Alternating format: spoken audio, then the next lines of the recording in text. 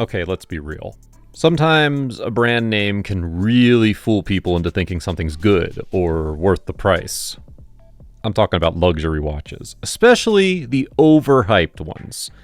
Those timepieces that promise to make you feel like $1 million, but leave your wallet feeling more like a penny stock. But don't worry, we've got your back.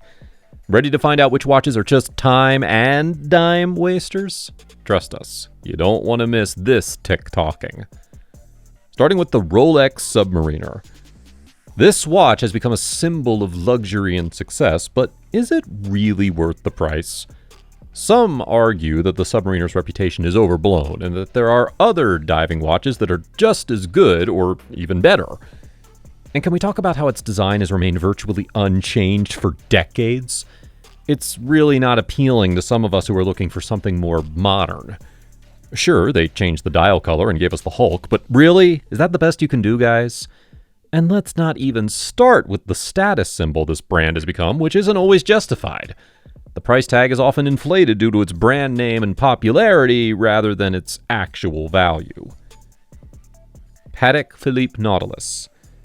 The Nautilus is a watch that's gained a near mythical status among watch enthusiasts. Its unique design and limited production have made it one of the most sought-after watches on the market. But the price tag has led us to question whether it's truly worth the investment. Hear us out. The Nautilus was developed a few years later by the same designer who made the Royal Oak. Isn't it just uninspiring and super lazy to use the same designer as your rival? The cost of wristwatches is high, that's common knowledge, so why are we slamming Patek so hard? Well, because they're ripping customers blind with this one. Look at it, please. Are you serious when you say that this is the best watch ever made? Well, if so, be ready to pay big bucks for a watch made of stainless steel. At around $35 to $90K and upwards, the Patek Philippe Nautilus 5711 becomes outright offensive. Even though this watch is lovely and beautifully crafted, it has an automated mechanism and it's made of steel. It's one of those well-liked contemporary timepieces that checks a lot of the right boxes. Gerald Genta designed it, which is a major box check for collectors. The Paddock name is the final ingredient in the recipe for craziness, and for that, it seems pretty overhyped. Audemars Piguet Royal Oak. The Royal Oak is a watch that's become a classic of modern design.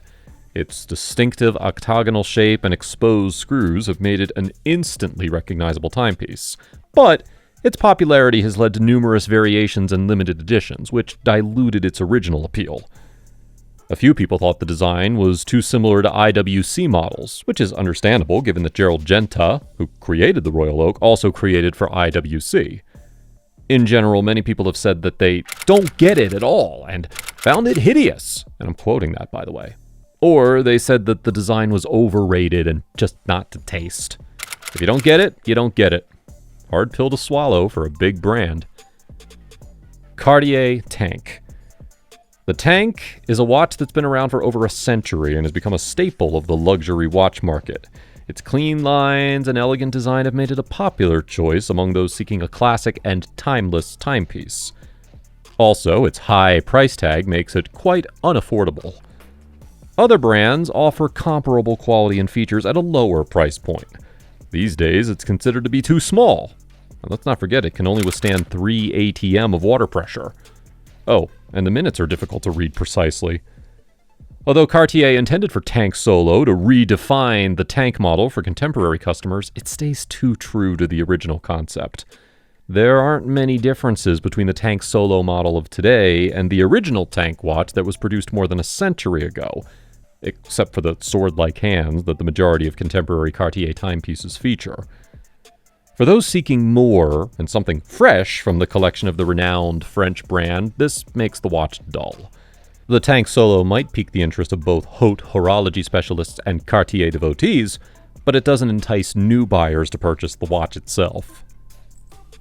Breitling Navitimer. The Navitimer is a watch that's been designed with pilots in mind. Its complex chronograph functions and slide rule bezel make it a valuable tool for those navigating the skies. Its high price tag is more due to its association with aviation and the Breitling brand name rather than its actual value as a watch. Plus, it doesn't have that kind of resale value you'd expect from the price.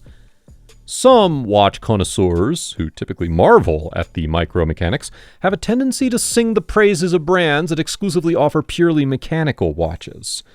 While watch connoisseurs would recognize a Breitling as an amazing watch and a highly respected brand that offers both mechanical and quartz watches, it still doesn't justify the price point. Omega Speedmaster. The Speedmaster is a watch that's become an icon of space exploration. Its association with NASA and the Apollo missions has made it a highly desirable timepiece. However, its popularity has led to numerous variations and limited editions, which may dilute its original appeal. The timepiece still looks exactly the same as it did in 1969, if you overlook the watch's rich history and iconic overall design, which is too retro for our taste.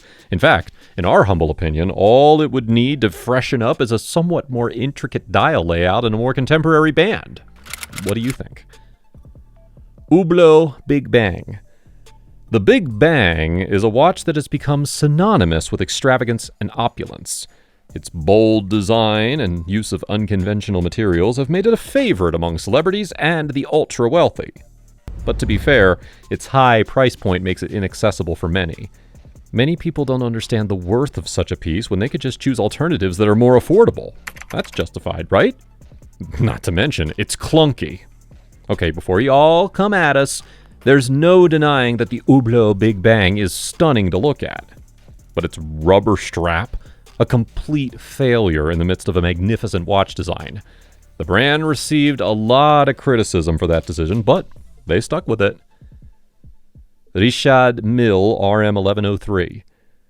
The RM1103 is a watch that has become a status symbol among the ultra-wealthy. Its use of cutting-edge materials and technology has made it one of the most innovative watches on the market. Again, a price tag that's unaffordable for many, and on purpose. Even if the majority of sales come from the ultra-rich who only want something cool and status-defining on their wrist, Richard Mille wants to continue to capture the interest of watch collectors and enthusiasts to maintain strong demand. At a selling cost of $173,500 the Richard Mille RM1103 Red Quartz FQ-TPT watch is a limited edition of 50 pieces only. Vacheron Constantin Overseas. The Overseas is a watch that has been designed for the modern traveler. Its sporty design and practical features make it a popular choice for those on the go. Also, the price may make it less appealing for those who prioritize function over form. Not to forget, its bezel with high shine is easily scratched, there's no hacking seconds, and what's with that rotor noise? Plus, certain wrists can't fit its bracelet.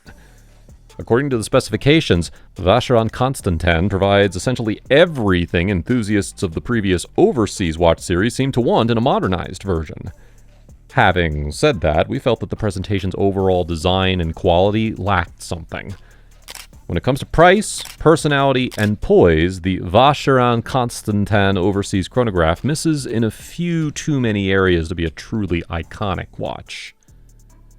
And finally, the Bulgari Octophinissimo.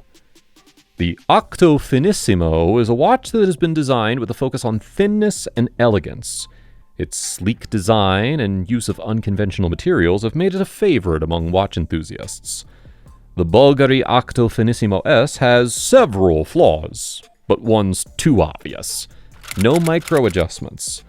Even though the folding clasp has a very low profile because it's recessed into the bracelet and the links are narrow, it's still evident if the weather changes or the wrist expands or contracts.